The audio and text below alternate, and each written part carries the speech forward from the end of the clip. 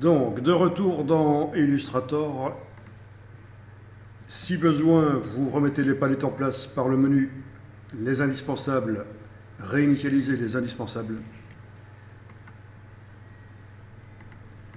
Je mets la palette des outils hors de colonne chez moi et je vais créer un nouveau document et on va rapidement faire une espèce de soleil stylisé qui va nous faire comprendre quel intérêt on a à décomposer les effets spéciaux. Ça nous permet parfois d'aller plus loin. Donc, je fais un nouveau document. OK. Je vais créer un cercle parfait. Donc, je prends l'ellipse et avec la touche majuscule, je vais obtenir un cercle. Tant que j'y suis, si je commence à tracer au centre de la page, si j'enfonce également la touche Alt en plus de la touche majuscule, comme ça le cercle se crée par son centre. C'est pas obligatoire, mais voilà.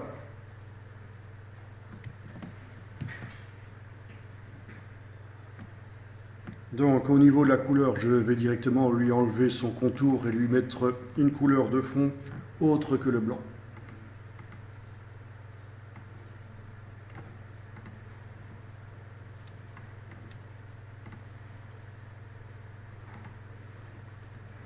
Et je vais ajouter les points puisque je vais mettre un effet spécial pour obtenir une espèce de soleil. Donc c'est le même principe que pour la fleur, sauf que le curseur, on va le faire aller dans l'autre sens. Ça ne va pas faire des pétales ronds, mais ça va faire des pointes.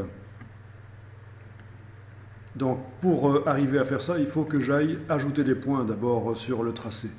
Objet tracé, ajout de points d'ancrage. Je vois que j'ai déjà créé un raccourci clavier précédemment. Donc si j'enfonce les touches, dans ce cas-ci, Alt majuscule, Commande A, ça va fonctionner. Donc si vous avez un raccourci clavier, vous pouvez l'utiliser. Sinon, il faudra aller deux fois dans le menu Objet, Tracé, Ajout de points d'ancrage. Donc dans ce cas-ci, je fais les trois touches. Voilà. Une fois, deux fois.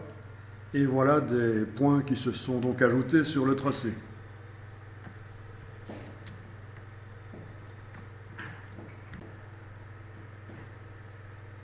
Ensuite, je vais dans le menu Effet, Distorsion et Transformation, Contraction et Dilatation.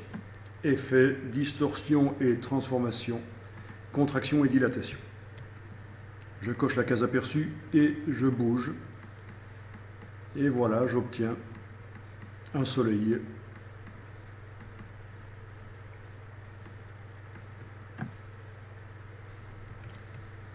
OK.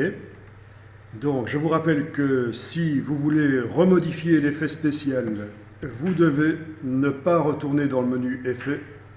Ça ajouterait un deuxième effet spécial. Ce qu'il faut faire, c'est aller dans la palette Aspect. Donc, la palette Aspect, c'est le menu Fenêtre Aspect, ou alors vous cliquez sur l'icône ici. Voilà, ce sont les aspects. Et là, je trouve les aspects qui ont été appliqués sur ce tracé. Donc l'aspect contraction et dilatation, je peux cliquer sur lui pour aller éventuellement changer.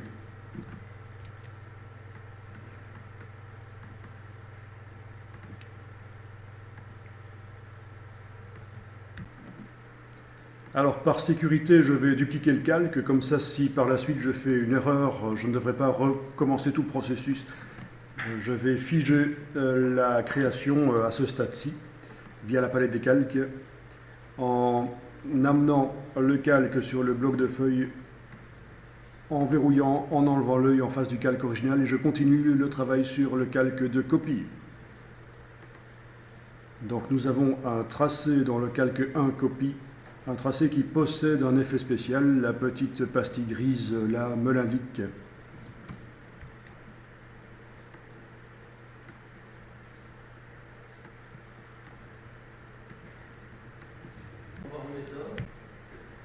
Donc l'objet, le cercle sur le calque 1 copie, il est sélectionné. Le calque 1, je vous rappelle, il n'est pas affiché, il est verrouillé, c'est un backup de sécurité.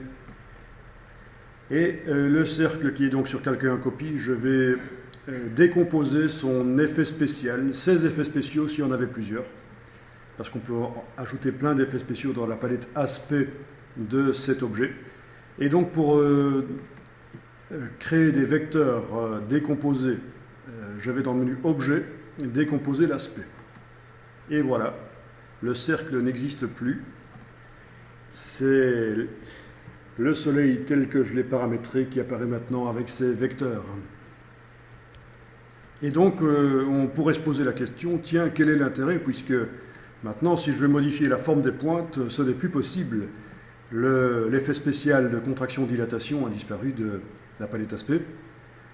Plus possible de modifier facilement la forme du soleil. Donc l'intérêt, c'est que je vais pouvoir attaquer les vecteurs avec d'autres outils. Alors, on va aller chercher des outils de modification des vecteurs. Vous avez ici un outil largeur. Derrière l'outil largeur, vous avez d'autres outils. Je vous rappelle que Illustrator, ça fonctionne comme ça, on peut détacher les palettes.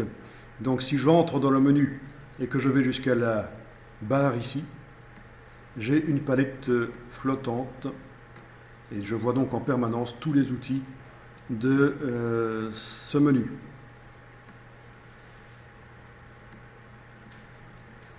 Et alors celui qui m'intéresse, c'est celui-ci, l'outil tourbillon, pour faire des petites scrolls comme son icône l'indique. Donc voici l'outil tourbillon avec le diamètre. Alors je vais double-cliquer sur l'outil tourbillon pour avoir les petites astuces. Maintenez la touche Alt enfoncée Maintenez la touche Alt enfoncée avant de cliquer avec l'outil pour modifier la taille de la forme. Ok. Donc la touche Alt, je l'enfonce. Je fais un cliquer-glisser en ayant la touche Alt enfoncée. Et j'arrive en effet à modifier la taille de l'outil en allant en diagonale comme ça. Voilà, en diagonale comme ça. Touche majuscule en plus de la touche Alt si je veux lui conserver un aspect parfaitement proportionné rond. Je lâche le bouton de la souris, puis la touche Alt et majuscule. Voilà, j'ai modifié la dimension de l'outil, son rayon d'action. Puis je vais m'approcher du soleil ici et je vais cliquer à cet endroit-ci, par exemple, à peu près. Voilà. Et vous voyez, ça nous fait des petites scrolls décoratives. Alors attention, on ne peut pas remodifier ça par la suite. Il vient de créer des points et de bouger les points. Il n'est plus possible par la suite d'aller enlever ça avec une gomme, ça va être difficile. En double-cliquant sur l'outil, il n'y a rien qui me permet d'enlever. Donc j'ai vraiment généré des vecteurs. C'est comme si j'avais fait ça à la plume en fait. Ce n'est pas un effet spécial dynamique dans ce cas-ci. Ok. Alors, je vais essayer ici. Sinon, bien entendu, je peux annuler le tourbillon, aller en arrière. Mais je veux dire, si je fais plein de tourbillons comme ça sur le soleil, je ne vais pas pouvoir dire à certains endroits que j'en enlève certains et pas d'autres. Donc aller en arrière, c'est toujours évidemment possible. Alors voyons un peu ce qui se passe si je double-clique sur l'outil tourbillon et ce qui me donne d'autres astuces. Alors nous avons la vitesse du tourbillon. Il est à 40 degrés pour l'instant. Que se passe-t-il si je le mets à moins 40? Ok. Voilà. Donc là, il l'a fait dans le sens des aiguilles d'une montre, à moins 40 degrés. Je double-clique sur l'outil, je vais le remettre à 40.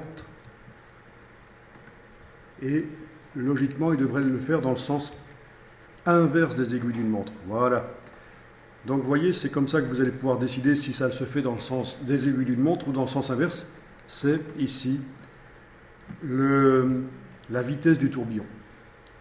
Valeur positive, c'est le sens inverse des aiguilles d'une montre. Valeur négative, c'est le sens des aiguilles d'une montre. La quantité de détails, ça peut être intéressant de l'augmenter si vous pensez qu'il n'y a pas assez de points et que c'est un peu trop flou, imprécis. Donc voyons ça. Je vais passer de 2 à 8. Je vais essayer un autre endroit. Voilà. Donc, c'est pas vraiment mieux. Peut-être diminuer l'option simplifiée.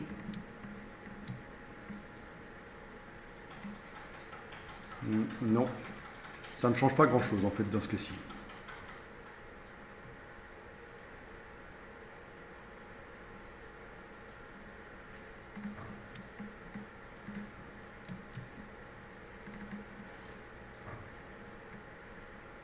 Ok, donc vous essayez différentes valeurs et vous modifiez.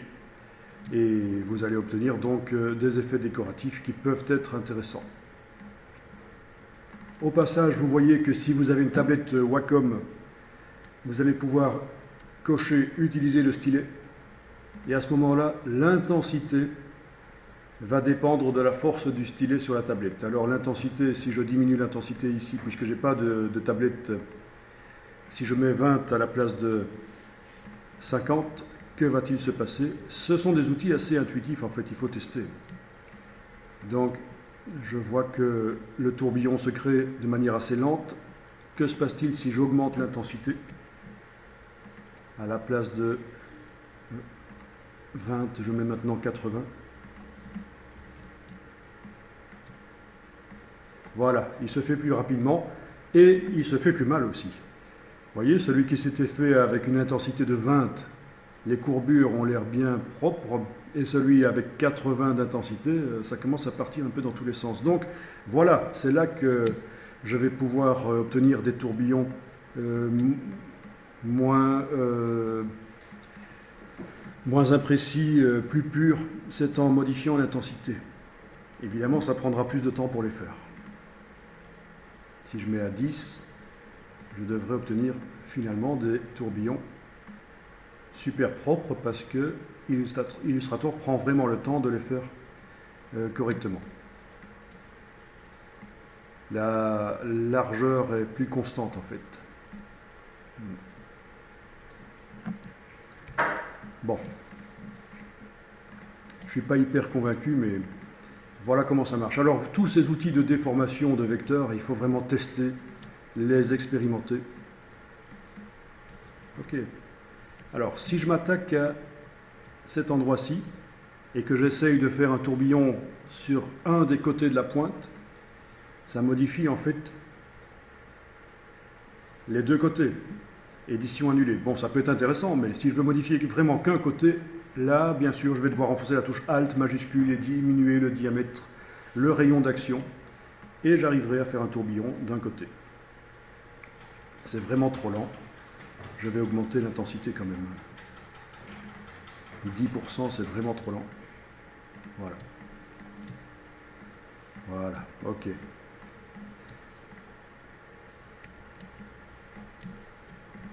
Donc n'hésitez pas à faire CTRL-Z si ce que vous avez fait ne vous convient pas, et puis vous recommencez. Bon, l'idéal ce serait de faire tous les tourbillons dans le sens des aiguilles d'une montre, et puis en rajouter dans le sens inverse. Plutôt que de, en cours de route, de passer de sens des aiguilles d'une montre à sens inverse.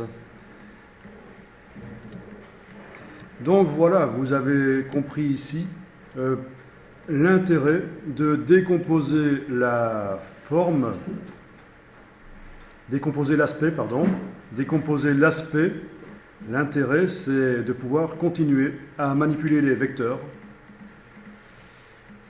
Bien entendu, je pourrais aussi y aller avec la flèche blanche, cliquer à côté, venir cliquer sur une des pointes, l'allonger, une autre, la réduire. Voilà. Ok. Etc., etc. Donc, c'est vous qui donnez le style avec différentes dimensions de tourbillon si vous voulez.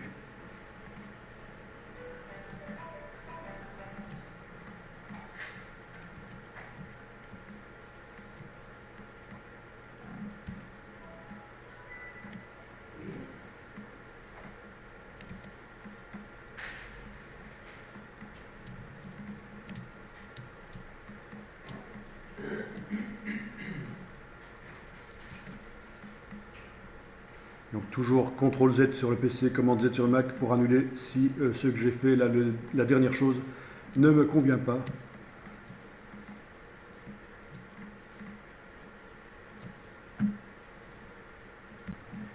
Donc vous voyez que dans Illustrator, il y a vraiment une panoplie de possibilités pour modifier les objets. Des modifications dynamiques dans la palette, dans le menu Effet, des modifications dynamiques dans le menu Effet, ou vraiment modifier directement les vecteurs avec des petits outils comme ceci, qui se sont ajoutés au fur et à mesure de l'évolution de Illustrator. Il y en a un qu'on avait déjà utilisé précédemment, je pense, c'est celui-ci. C'était quand on avait fait la girafe, l'outil déformation, pour remodeler le cou de la girafe. Franchement, les autres, l'effet contraction, dilatation, les festons, la cristallisation et les fronces, je ne suis pas sûr que ce soit aussi intéressant que les deux ici qu'on a utilisés, déformation et tourbillon. Les fronces peut être un peu plus intéressant dans certains cas pour donner un côté, au bord d'un objet, lui donner un côté irrégulier. Mais on peut le faire aussi par des formes artistiques qu'on met sur le contour des objets, cet aspect irrégulier. Donc franchement, vous essayerez par vous-même les 4 suivants, les 5 suivants. Vous les essayerez par vous-même. Mais ce seront, à mon avis, surtout les déformations et tourbillons que vous allez utiliser. Si je vais pousser plus loin le bouchon, je peux éventuellement redémarrer de mon soleil ici et dupliquer le calque. Je prends la vignette du calque, je la duplique, je l'affiche, j'enlève le verrou, je verrouille celui du dessus, je déplace la copie au-dessus. Donc ça, vous n'êtes pas obligé de faire exactement ce que je fais, je suis en train de vous montrer des possibilités pour continuer le travail. Je vais ici sélectionner le tracé, donc c'est le duplicata de l'original. Je vais mettre en blanc, voilà. Je vais réduire, outil transformation manuelle avec la touche Alt pour que ça se réduise par le centre et touche majuscule aussi pour que ça reste proportionné. Voilà.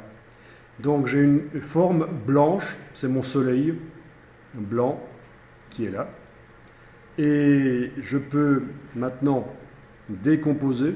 Bon, si je veux vraiment jouer la carte de la sécurité, je duplique le calque et je verrouille, j'enlève l'œil et je continue à travailler sur celui-ci. Vous avez compris à peu près le principe, hein? Du duplicata de calque, au cas où je fais des gaffes, je garde les objets à un certain moment de leur évolution. Donc ça c'est mon soleil blanc avec son effet spécial sur lui de contraction-dilatation. Je pourrais donc même aller cliquer dans la palette aspect sur contraction et dilatation et aller modifier la valeur de dilatation-contraction. Puis quand elle a l'aspect qui me plaît, je vais dans objet, décomposer l'aspect. Voilà, ça a créé des vecteurs et je peux donc continuer mon travail avec les tourbillons. Donc touche Alt majuscule pour modifier la dimension de l'objet et voilà.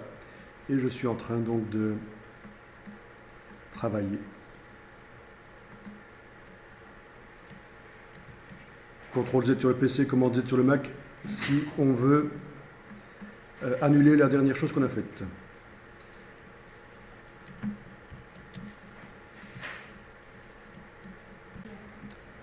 Alors, vous remarquez ici que je suis en train de modifier donc les vecteurs de mon soleil blanc qui est sur le calque, au-dessus du soleil jaune. Et les vecteurs m'ennuient, ils m'empêchent de voir ce que je suis en train de bien faire. Donc il y a une possibilité dans Illustrator de garder l'objet sélectionné mais ne plus voir les vecteurs. Mais attention, il faut se souvenir que vous avez fait en sorte que les vecteurs ne soient plus visibles, sinon vous n'allez pas comprendre pourquoi quand vous cliquez sur les objets, les vecteurs n'apparaissent pas. Vous allez vous dire, tiens c'est bizarre, les objets ne se sélectionnent plus, les vecteurs n'apparaissent plus. Si vous oubliez que vous avez fait ça. Donc attention, piège, menu affichage. Donc au premier jour de formation, on avait demandé de masquer le cadre de sélection. D'accord? Masquer le cadre de sélection. C'est pas ça qu'on va faire maintenant, mais si je vous en parle de masquer le cadre de sélection, c'est parce que Les choses se ressemblent un peu. Donc c'est pas cadre de sélection ici, c'est contour de sélection. C'est masquer le contour de sélection, voilà. Résultat, l'objet est toujours sélectionné. Je risque pas d'en activer un autre puisque sur le calque ici, c'est le seul qui se trouve, cet objet-là, et les autres calques sont verrouillés. Et je peux travailler donc les tourbillons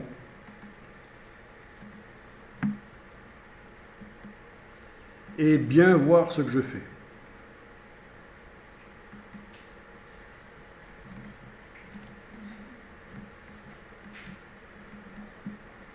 Donc pratique, il faut savoir que ça existe, que ça fonctionne comme ça. Voilà, et vous pouvez donc être créatif comme ça. Donc une fois que j'ai paramétré le soleil là du milieu, que je l'ai modifié comme bon me semble, je vais demander affichage, afficher le contour de sélection. Voilà, c'est important parce que sinon je ne vais plus comprendre pour la suite, je vais oublier que j'avais fait ça. Outil de transformation manuelle et je peux avec Alt et majuscule redimensionner si je veux. Ah oui, dans ce cas-là, j'aurais quand même intérêt à masquer le contour de sélection pour voir ce que je suis en train de faire. Donc c'est vous qui choisissez l'aspect que vous voulez donner à ça. Ça peut être intéressant que ça revienne comme ça. Ouais, ça peut être intéressant que ça revienne comme ça pour faire ce genre de choses. Vous voyez? Des formes complexes.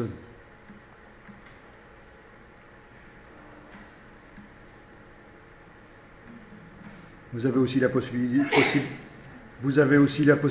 de mettre le pointeur, quand vous êtes avec l'outil de transformation manuelle, mettre le pointeur tout près d'une poignée du coin pour tourner. Mais dans ce cas-là, ça tournera toujours par le centre.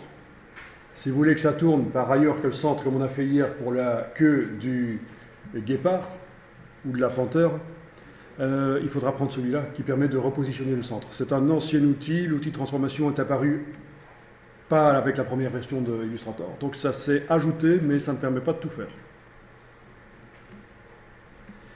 Voilà. Donc on peut tourner.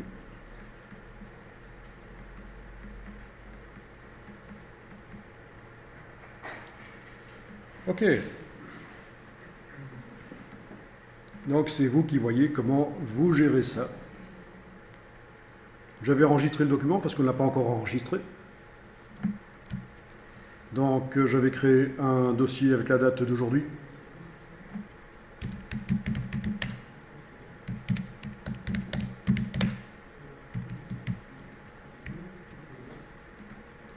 Je vais appeler ça Soleil à tourbillon. Voilà. Version 01. Voilà. Donc, vous avez lancé Photoshop à côté de Illustrator. Donc, nous allons dans Photoshop. Et bien entendu, si votre ordinateur n'est pas assez puissant pour faire fonctionner Photoshop et Illustrator en parallèle, vous quittez Illustrator et vous lancez Photoshop. Mais ici, ce n'est pas le cas. Vous pouvez faire fonctionner plusieurs logiciels en parallèle et ça, c'est parfait. Donc, dans Photoshop, je vais créer un document. Alors, regardez, vous allez le faire après. Je vais créer un document ici, fichier, nouveau document. Je vais indiquer mesure en pixels et je vais faire un document par exemple de 400 pixels sur 400. D'accord? 400 pixels sur 400 en couleur RGB. OK. Et dans ce document en Photoshop, touche F pour passer plein écran, ce sera plus facile. Dans ce document en Photoshop, j'importe le fichier Illustrator. Donc je n'ouvre pas dans Photoshop le fichier Illustrator, j'importe le fichier Illustrator en faisant fichier importer. Ok. Donc ici c'est simple, c'est un document tout à fait simple, donc il n'y a pas énormément de choses à faire.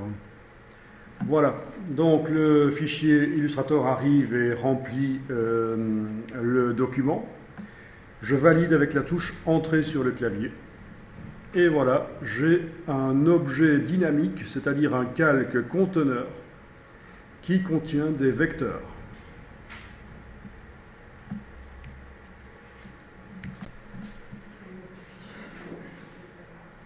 Donc si je zoome, je remarque que c'est pixelisé. Ce n'est pas précis.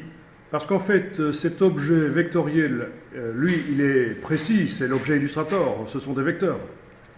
Mais je le visualise à travers une grille de pixels. Si j'augmente le nombre de pixels de l'image, il va devenir plus précis. Alors j'y vais, image, taille de l'image. Donc ce que je suis en train de vous montrer ici est important à comprendre vis-à-vis des objets dynamiques, c'est-à-dire que même s'ils contiennent énormément de détails, si l'image dans laquelle ils sont ne montre pas beaucoup de pixels, on ne verra pas le détail de l'objet dynamique. Donc, au niveau du nombre de pixels, bon, faut se mettre en point ici. Ceci dit non, même pas. Je vais garder comme c'était. Je coche rééchantillonnage et je vais aller jouer ici en fait. Donc, il faut, si ce n'est pas le cas, cocher rééchantillonnage. Et à la place de 400 sur 400, je vais par exemple indiquer 2000 sur 2000. Ce qui va me faire à peu près 20 fois plus de pixels. On voit que je passe d'une image de 0,5 mégas à 11,4 mégas. Logique, hein, si j'augmente les dimensions largeur et hauteur, j'augmente énormément la surface. Ok, je zoome en arrière, et voilà. J'ai mon soleil qui est beaucoup plus précis. Voilà, donc ça c'est une chose à savoir. Ce sont des vecteurs, mais je les visualise à travers une grille de pixels. Je vais enregistrer cette image Photoshop sur le disque dur.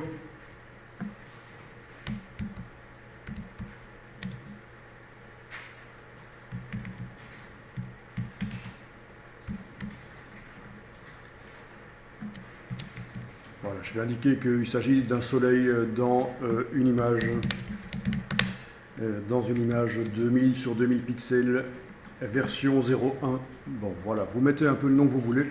Ça n'a pas une importance énorme ici, c'est vous qui organisez votre travail. Et alors, ce qui m'intéresse, c'est de pouvoir utiliser les effets spéciaux de Photoshop sur ces vecteurs. Parce qu'il faut savoir que dans Photoshop, les effets spéciaux sont plus performants que ceux de Illustrator. Je parle des effets spéciaux calque, style de calque, voilà ceci, biseautage, estampage, ombre, portée, lueur externe. Donc ce sont des choses qui existent dans Illustrator, qu'on peut mettre sur les objets vectoriels dans Illustrator, mais qui sont plus difficiles à paramétrer parce que les boîtes de paramétrage de Illustrator sont trop simples. Donc, raison pour laquelle je peux éventuellement passer ici par Photoshop, ce qui me permettra en plus éventuellement de faire des choses, mettre des images, vous allez voir, on va un tout petit peu s'amuser ici. Donc je vais ajouter un effet spécial sur le calque ici. Alors dans Photoshop, comme dans tous les logiciels Adobe, on peut les faire les choses par différentes manières. Donc quand le calque ici du soleil à tourbillon est activé, vous avez la possibilité d'aller chercher les effets spéciaux ici en bas. Personnellement, je vais aller les chercher dans les menus parce que je préfère, comme ça visuellement, pendant la formation, vous voyez les noms des choses. Et vous voyez, on va toujours aller les chercher dans les menus là. Alors, il faut que je vous dise, avant que ça n'arrive, que le soleil est donc vectoriel dans un objet dynamique. Si, à un certain moment, Photoshop vous propose de pixeliser, surtout, vous ne le faites pas. Par exemple, si vous prenez l'envie de prendre le pinceau et de cliquer sur le soleil, Photoshop va vous mettre un message, vous devez pixeliser cet objet dynamique. Alors vous vous dites, ah, Photoshop dit je dois faire, donc je fais. Ben non, surtout pas. Vous devez pixeliser avant de continuer, si vous voulez dessiner au pinceau, c'est ça que ça veut dire. Mais il y a d'autres manières de dessiner au pinceau sur le soleil. Le contenu ne sera plus modifiable, pixeliser l'objet dynamique. Si vous faites OK, vous avez fait disparaître la petite icône ici, et ce sont vraiment des pixels maintenant. Donc, il ne deviendra jamais plus net que ça. Donc, j'annule. Donc, faites attention dans Photoshop quand il vous propose de pixeliser un objet dynamique. Surtout, réfléchissez. Est-ce qu'il n'y a pas d'autre solution? Par exemple, est-ce que je ne pourrais pas faire un nouveau calque au-dessus de celui-là et aller avec mon pinceau faire ce que je veux?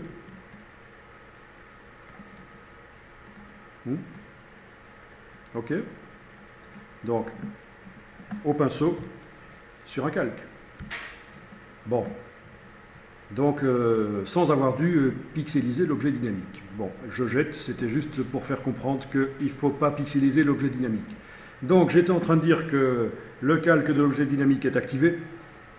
Je travaille sur lui et je vais dans le menu calque, style de calque, demander de mettre un biseautage et un estampage. La case aperçue est cochée. Et je vois donc derrière le biseautage et l'estampage. J'ai la possibilité de modifier la dimension, l'orientation de la lumière, voilà, etc. Le type de biseau, enfin tout ça vous allez tester. On peut faire des biseaux complexes pour donner une impression de doré. Réorienter la lumière pour que ça donne quelque chose de bien. Tout est possible avec ces effets spéciaux, c'est beaucoup plus souple que ceux de Illustrator. Alors j'ai quand même un problème, mais ça j'avais prévu, et on va le régler. C'est que le centre du soleil, là, c'est du blanc dans Illustrator, ce n'est pas de la transparence, et donc les effets spéciaux se servent de la transparence, ils se mettent sur le bord, entre les pixels et la transparence. Ok. Donc, si j'enlève l'œil en face du calque d'arrière-plan dans Photoshop, je vois en effet que le soleil est entouré de transparence, sauf le centre, c'est pas de la transparence. Donc, foireux, c'est pas grave, on continue. Alors, si je veux ajouter une ombre portée, je vais double-cliquer sur le mot effet ici, ou ceci dit, il suffirait peut-être aussi que j'aille dans calque, style de calque, ombre portée. Voilà. C'est un peu bizarre d'avoir une ombre derrière le soleil, mais enfin bon, c'est une représentation du soleil. On est d'accord. Opacité, en général, 40% donne un bon résultat. Tout ça est modifiable, c'est dynamique. Les effets spéciaux, on peut les désactiver comme on veut. On peut les remodifier. Il suffit de double-cliquer sur l'effet spécial que je veux remodifier ou sur effet. Et là, je choisis d'aller modifier le biseautage ou l'ombre portée. Je peux en ajouter d'autres si je veux, etc.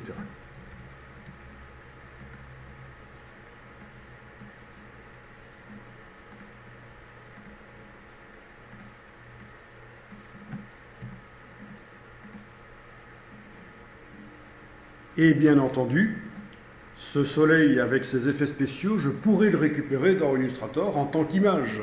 Il suffira que je fasse fichier importé, je récupère en tant qu'image, je l'utilise dans n'importe quel document Illustrator. Donc on peut comme ça faire fonctionner en parallèle des Photoshop et Illustrator et avoir dans Illustrator des objets vectoriels qui sont passés par Photoshop pour subir des effets spéciaux. Alors, je vais régler le problème de ce soleil blanc au milieu. Donc, je retourne dans Illustrator. Je vais demander dans Illustrator d'afficher le damier de transparence pour voir qu'est-ce qui est transparent, qu'est-ce qui n'est pas dans cette illustration. Je vais peut-être enregistrer le document sous un autre nom. Enregistrer sous. C'est pas obligatoire qu'il garde le même nom parce qu'en fait il n'y a pas de lien entre le fichier que j'ai importé dans Photoshop et Photoshop, il n'y a pas de lien. C'est pas comme InDesign ou Illustrator, quand on importe une image, il y a un lien qui se crée. Dans Photoshop, ça ne se fait pas comme ça. Donc c'est pas un problème si à ce moment-ci je change le nom d'image comme ceci. Donc c'est une sécurité au cas où je ferai une gaffe. j'ai réenregistré l'image avec un incrément numérique.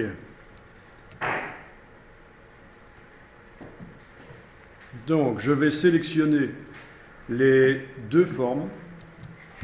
Donc, je vais sélectionner à la fois le soleil blanc, donc il est le seul sur le calque, donc si je fais ça sur la vignette du calque, il est sélectionné. Menu affichage, afficher le contour de sélection. Parce que vous voyez le piège? Je me disais, tiens, il n'est pas sélectionné malgré que je l'ai sélectionné. Mais en fait, si, il était sélectionné, mais le contour de sélection n'était pas visible. Donc, menu affichage, afficher le contour de sélection. Ensuite, je vais déverrouiller le calque qui contient le soleil jaune. Et avec la touche majuscule, je vais activer également le contenu du calque soleil jaune. C'est le seul objet sur le calque, donc je peux y aller par le calque. Bon, ceci dit, vous pouvez aussi y aller avec la flèche noire et faire un petit rectangle de sélection comme ceci.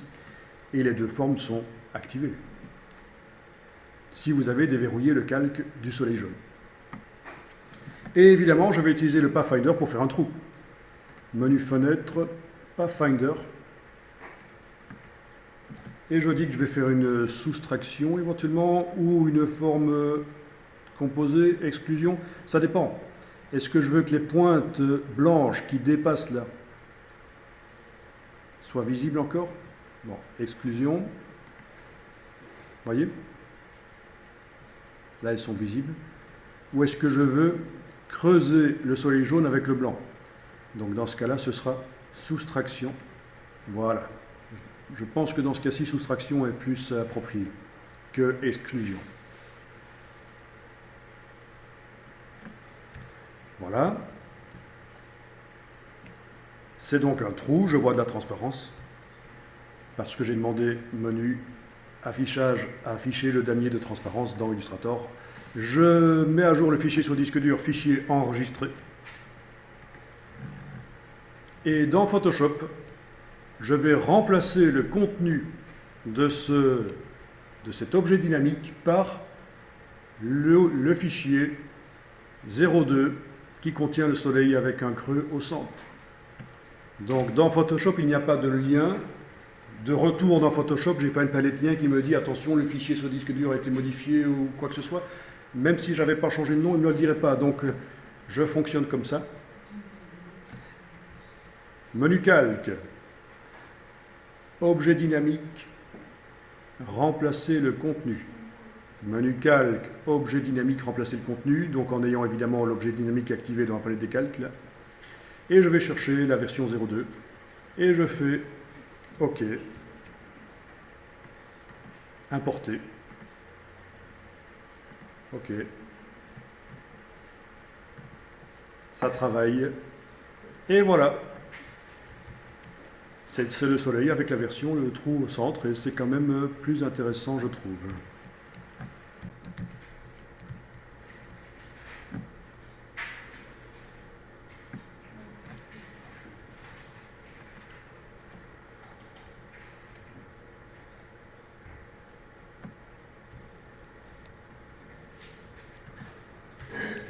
Donc, effets spéciaux toujours modifiables, bien entendu.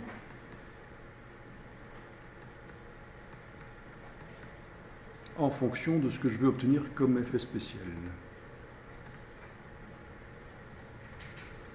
Les contours que je suis en train de choisir ici, on peut aussi les créer soi-même. Si on clique à cet endroit-ci, on a une diagonale, et si je mets des points et que je les bouge, je suis en train de créer un contour spécial. Voilà.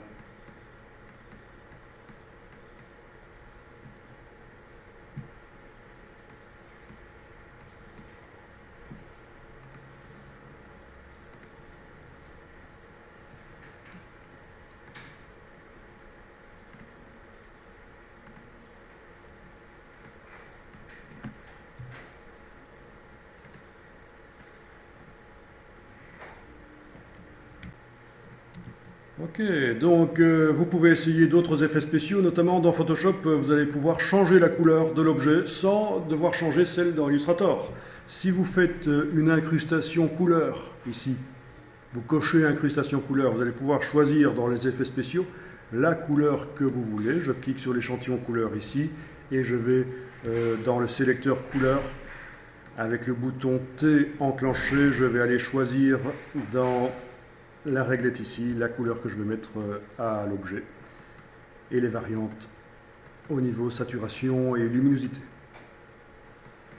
Donc je viens de faire, en plus d'une ombre portée et un biseautage estampage, je viens de faire une incrustation couleur pour vous faire comprendre que si vous voulez changer la couleur de l'objet, ça peut se faire dans Photoshop via les effets spéciaux. Ok.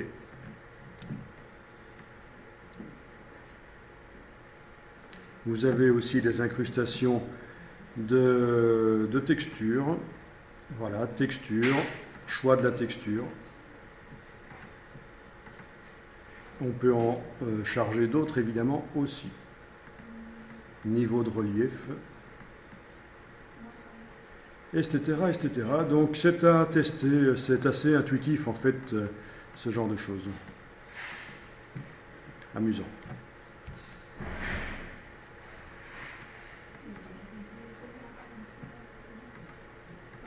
Les textures, bien entendu, on peut en charger d'autres.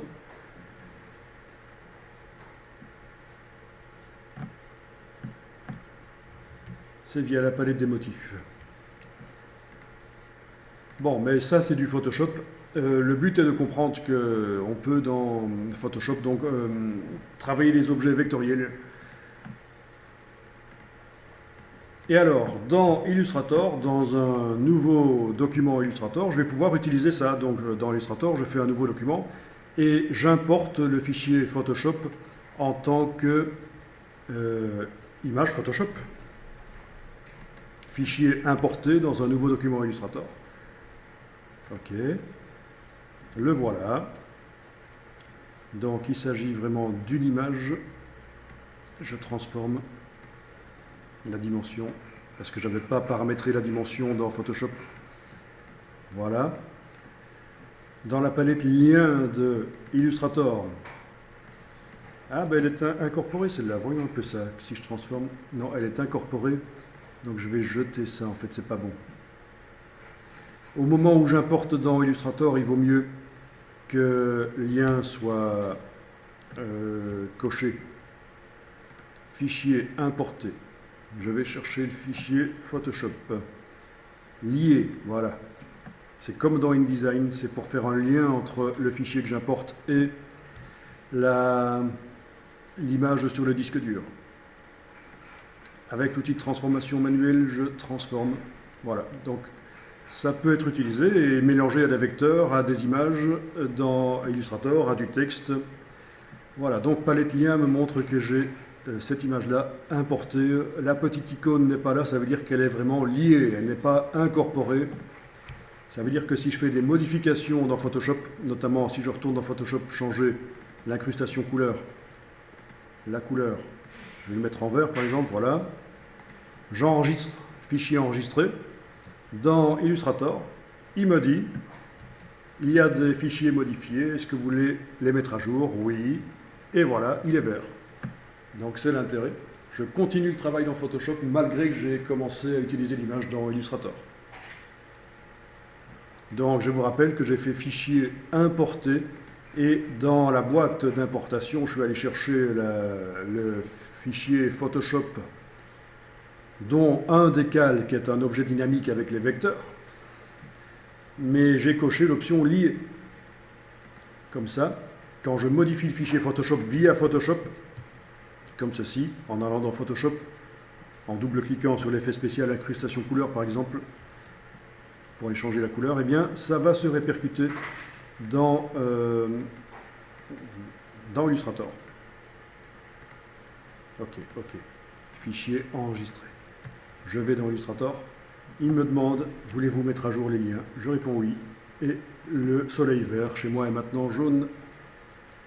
Voilà. Et donc, si j'affiche le damier de transparence, menu affichage, afficher le damier de transparence, je remarque que le fond de l'image est blanc, le fond de l'objet, Ben, c'est tout simplement parce que dans Photoshop, si je veux de la transparence, il faut que j'enlève l'œil en face de l'arrière-plan. Comme ceci. Dans Photoshop, je mets à jour le fichier, fichier enregistré, je retourne dans Illustrator, je mets à jour le lien dans Illustrator, et j'ai l'objet entouré de transparence. Parfait. Donc ça ouvre plein de perspectives. Je pourrais, dans Photoshop, faire en sorte qu'il y ait une image qui n'apparaisse qu'à l'endroit des vecteurs, là. C'est automatique dans Photoshop. Il ne faut pas commencer à dessiner des masques, etc. J'amène une image sur un calque au-dessus de celui-là, je fais une petite opération et ça n'apparaîtra que à l'endroit des vecteurs. Ce n'est pas une formation Photoshop, je ne vais pas vous montrer ça. C'est ce qu'on appelle l'écrêtage de calque, en fait.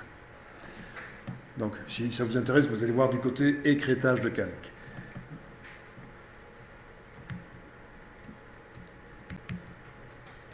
De retour dans Illustrator. Alors, si vous vouliez modifier les vecteurs, la forme, si vous voulez par exemple que les pointes, on vous dit ok c'est pas mal ton soleil, mais les pointes il faudrait que ça ondule. Bon, dans ce cas-là, il va falloir retravailler le fichier Illustrator original. Donc le fichier Illustrator original, je vous montre, puis après vous testerez par vous-même. Je vais voir s'il n'est pas ouvert. Dans le menu fenêtre, j'ai toujours en bas du menu fenêtre, dans les logiciels Adobe, j'ai la liste des documents actuellement ouverts. Donc Soleil à tourbillon 2, c'est bien celui-là que j'ai utilisé dans mon document Photoshop. Donc on me dit que ce serait pas mal qu'il y ait des tourbillons. Alors regardez et vous essayerez par vous-même. Je vais prendre l'outil ici de déformation. Avec l'outil de déformation, je vais agrandir Alt majuscule, j'agrandis l'outil et je vais onduler, voilà, les pointes comme on me le demande. D'accord? Alt majuscule. Si je ne veux pas toucher au tourbillon, j'ai intérêt à réduire et je vais onduler les pointes comme ça, voilà. Donc c'est le fichier Illustrator qui a été utilisé sur le calque Photoshop, l'objet dynamique. Voilà. Ok, on va dire que c'est bon. Je vais enregistrer le fichier ici, modifié sous un autre nom, pour toujours garder par sécurité cette version-là. Donc enregistrer sous, je lui donne le numéro 3. Je vous rappelle que ça peut changer de nom puisque Photoshop ne fait pas de lien quand on importe quelque chose. Dans Photoshop, si je veux mettre à jour, ici, je suis de retour dans Photoshop, je vais mettre à jour le contenu du calque, de l'objet dynamique.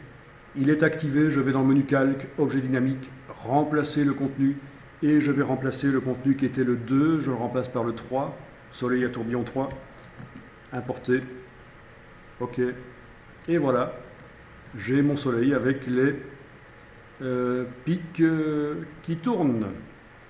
Parfait. J'enregistre le fichier Photoshop sur le disque dur, je le mets à jour. Dans ce cas-là, il ne faut pas qu'il change de nom, parce qu'il est utilisé par Illustrator. Fichier enregistré. Et quand je suis de retour dans Illustrator et que je vais travailler sur l'autre document, même avant de travailler, il me dit qu'il y a un fichier qui a été modifié. Je fais oui, je veux le mettre à jour. C'est dans l'autre document. C'est dans, ici, sans titre 2. Voilà. Donc dans Illustrator, j'ai mon image Photoshop avec les pointes. Donc c'est ça qui n'est pas évident à comprendre, c'est qu'on a des fichiers imbriqués les uns dans les autres. J'ai un fichier Illustrator ici, avec une image Photoshop qui contient un fichier Illustrator. D'accord? Donc au niveau de l'organisation du travail, il faut faire attention à ne pas faire n'importe quoi. Il faut absolument être organisé.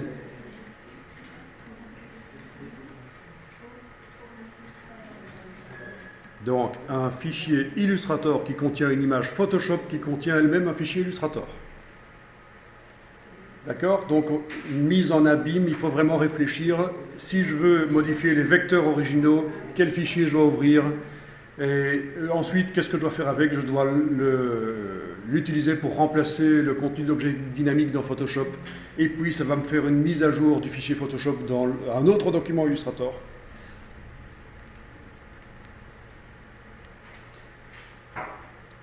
Donc, évidemment, vous ne pouvez pas utiliser dans l'objet dynamique Photoshop. Je veux dire, il faut absolument que j'ai deux documents Illustrator. J'aurais pas pu faire le test d'importer le fichier Photoshop dans l'image originale ici. Ça m'aurait fait une boucle foireuse dans mon travail. Vous comprenez? Je ne pouvais pas tester l'image Photoshop dans mon fichier original du soleil. J'étais obligé de la tester dans un autre document. Sinon, là, c'est la cata, on ne sait plus s'en sortir. Donc, il faut vraiment utiliser les logiciels vraiment pour ce pourquoi ils sont le meilleur. Illustrator pour les vecteurs, c'est ce qu'il y a de mieux. Photoshop pour les effets spéciaux et effets sur les images, c'est ce qu'il y a de mieux. Et puis après, si je voulais ajouter à ça du texte en grande quantité, pas des titres, mais du texte en grande quantité, je serais obligé de faire passer ce fichier Illustrator dans InDesign. Donc vraiment utiliser les logiciels pour ce pourquoi ils sont le plus forts. Je pourrais charger ce soleil dans InDesign, faire tourner le texte autour, peut-être même autour des pointes. Voilà, et là, c'est pas pour rien qu'ils appellent ça la Creative Suite en fait. Les logiciels sont de plus en plus intégrés les uns aux autres et le but est de les utiliser ensemble. Donc la question habituelle c'est, est-ce qu'un jour ils ne vont pas faire un gros logiciel qui réunit tout? Bon, ça fait 15 ans que j'entends cette question. Commercialement, ça n'a aucun intérêt pour eux et en plus ça fait un logiciel qui est plus gros et qui va tourner sur moins d'ordinateurs. Les ordinateurs moins puissants n'arriveront pas à le faire tourner, donc ils ont intérêt à scinder. Et en plus, ce sont des équipes, chez Adobe, des équipes différentes qui développent les logiciels en parallèle. Raison pour laquelle ils ne réagissent pas toujours, la logique n'est pas toujours la même dans tous les logiciels. De plus en plus, on va vers une logique commune. Mais on l'a vu, hein, pour les bibliothèques de Pantone dans Illustrator, ça fonctionne différemment que dans InDesign, et ce n'est qu'un exemple parmi des dizaines d'autres.